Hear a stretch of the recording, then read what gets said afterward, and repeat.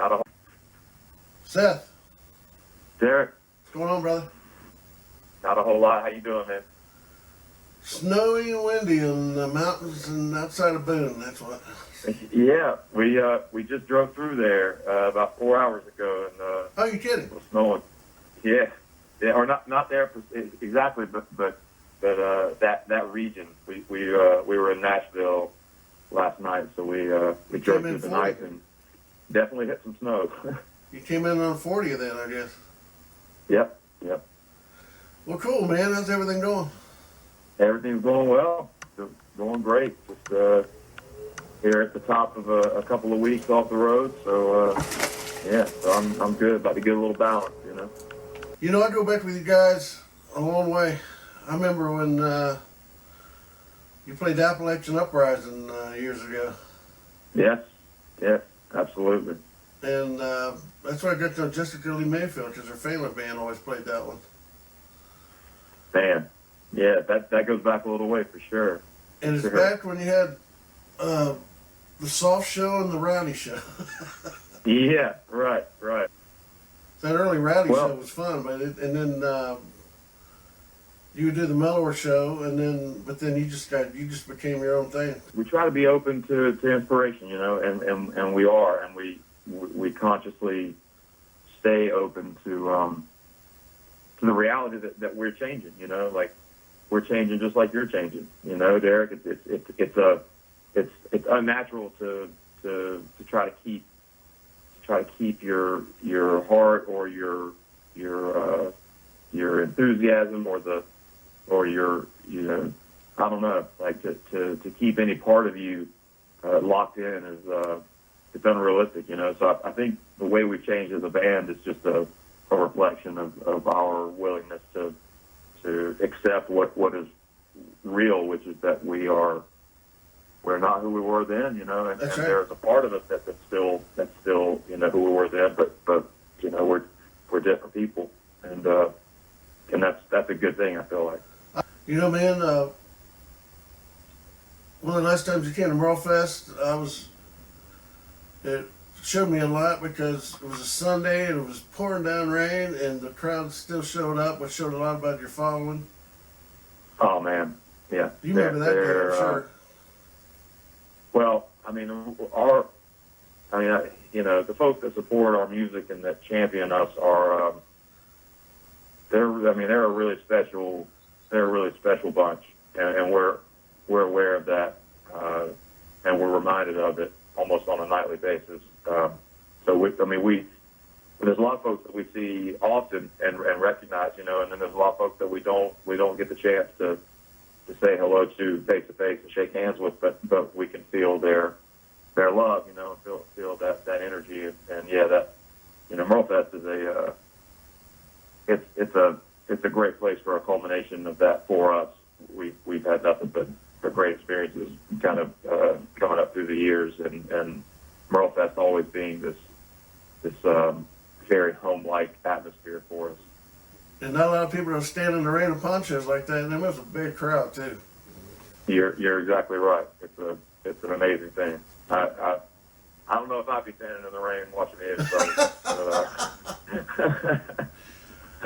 Well, man, wasn't there a time when, early when you and your brother were like making it on the Merlefest was like a goal or a make and break kind of point if you guys aren't continuing? Yes, absolutely. Yeah. In fact, there was specifically an exact moment of that with us. Tell me about that. Scott. Yeah, well, Scott, who's I don't know if you know, he's a painter as well. Yeah. And you know, an incredible figurative painter, and he studied that in college at East Carolina University, and we were really just kind of getting the band going around that time that he was finishing college, and we as to my memory, if my memory serves me correctly, we had already done our first tour, and we had started doing some kind of weekend warrior type stuff, but it was a very real possibility for Scott to pursue painting and for that to be the thing he was really going to go after. So he had his painting mentors at East Carolina were that they were very adamant wow. And about him continuing, about going to grad school basically. And Scott put he drew a line in the sand. I guess he basically said if we're for himself, he had to make a decision. Really, he was kind of up against the wall with it, and he said if we don't get booked for Merlefest this year, I'm gonna go to grad school. And he was looking at possibly going to Florida, I think, for grad school. But so yeah, he and then we got the word that we were going to get to go and play one of the smaller stages at Merlefest, which I was thanking my lucky stars because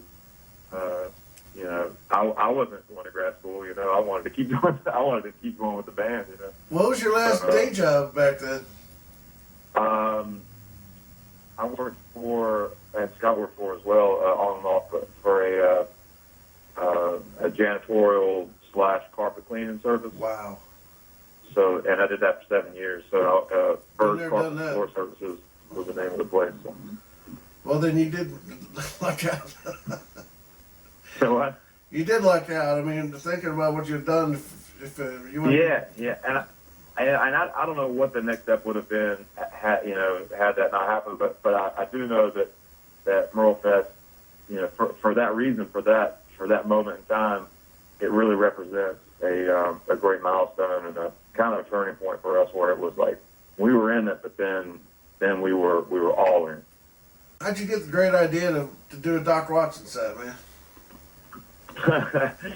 Well, it just seemed. I don't know. It just seemed pretty natural, and it's something that we talked about through the years. And I don't know. With Doc being gone, and our love for his music just really deepening. Day by day, year by year. I think that really, you could patch together like all these different Doc covers we've done over the years, and we pretty much already have done it. They've just been separated, into different nights. But the idea to do it here was just, we always, for the last however many years with Merlefest, we go in, we play a set, maybe do like one extra workshop or whatever, and then we got to keep going. And just got to keep, we got to get on the road, get to Ohio or Georgia or California or wherever else we're going, and. When we started talking about doing Merlefest this year, I just said, look, let's go and let's really experience it. Let's just be there. Let's not go in and play and leave. Let's be there. Let's be there for like the whole thing. Let's go there for like the whole thing every day. And Scott and Bob were both they were just on board and into it. So we started crafting what that would look like beyond just a headline set. We got to do one for Doc. My God, he's a great beacon in our history and in our musical journey. So how Doc's known for his singing. He's always known for his guitar playing. I mean, and his amazing lyrics and everything. How you guys? I'm sure you're coming up with your own arrangements, I guess. Or how's it working out? Well, I mean, it's like with any interpretation, there is this push and pull with accuracy versus an honest delivery. Not being the person you're learning from. There's a filter, the filter of you, right? And you don't want to cut off the great thing that might happen when the two tastes come together. So yeah, we're just kind of walking the line, and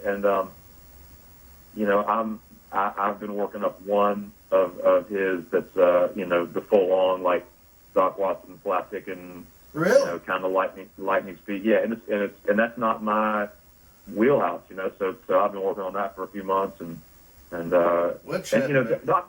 So what? Woodshed. Yeah, woodshed. That's right, and running my head against the wall a little bit with it. because he was a great picker, but he was also a great singer. He was also, he also had a really a great understanding of a lot of the old picking styles and a claw hammer. So Scott's been, working up a little bit of claw hammer stuff and some of the different technical details with that. So there's the technical side, but then, you never want to lose sight of the soul of the music. And Doc had so much soul and so much gravity to his voice and his delivery. So it's going well. We're well into the design of the set, which is different for us because normally we write a set list about 2 hours before we hit the stage. So this one I'm hoping to email to everybody. Scott and I, God willing, will have it finished by tomorrow or the next day, and we're gonna get it to everybody and get the approaches lined up, and it should be a lot of fun. The audience at Merlefest is just so wonderful, and they're so forgiving. So I feel that it's just going to be a good time among friends and among fans of Doc's, and I'm excited to do it because if there's one source for our arc as a band, especially for the inception and the beginning of our band, he would be the one. When I met him in person, I think I was 13, wow, or maybe 14. And, my introduction to Doc was walking through his front door at Deep Gap, like in his house.